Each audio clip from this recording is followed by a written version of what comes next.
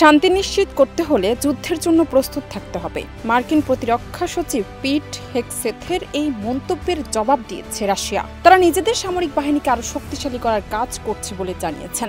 তবে একই সঙ্গে মস্কো বলেছে তারা এখনো কূটনৈতিক ও শান্তিপূর্ণ সমাধানের পক্ষেই রয়েছে।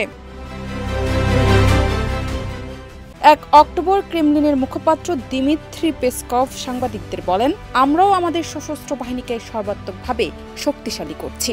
তবে আমরা শান্তির পূর্ণ সমর্থক এবং ইউক্রেন সংকট সহ সব সমস্যার সমাধান কূটনৈতিক আলোচনার মাধ্যমেই দেখতে চাই।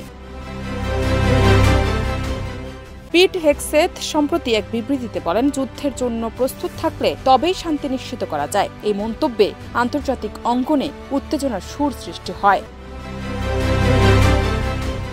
এদিকে একাধিক আন্তর্জাতিক গণমাধ্যমে প্রকাশিত তথ্য মতে ইউক্রেনের প্রেসিডেন্ট ভ্লাদিমির জেলেনস্কি সম্প্রতি এক সাক্ষাৎকারে জানিয়েছেন, ভবিষ্যতে ইউক্রেন কেবল কূটনৈতিক উপায়ে রাশিয়ার দখলকৃত ভূখণ্ড পুনরুদ্ধার করতে চায়। এ প্রসঙ্গে পেসকভ বলেন, বর্তমানে আলোচনা স্থগিত অবস্থায় আছে। কিয়েভ আলোচনায় ফেরার ব্যাপারে কোনো তাড়াহুড়া দেখাচ্ছে না, বরং তাদের কিছু দাবি রয়েছে যা মূলত আত্মসমর্পণের সমান। বিশ্লেষকরা মনে করছেন, একদিকে যুদ্ধের প্রস্তুতির কথা, অন্যদিকে শান্তিপূর্ণ সমাধানের বার্তা। এই দ্বৈত অবস্থান আন্তর্জাতিক রাজনীতিতে এক নতুন চাপের সৃষ্টি করতে পারে।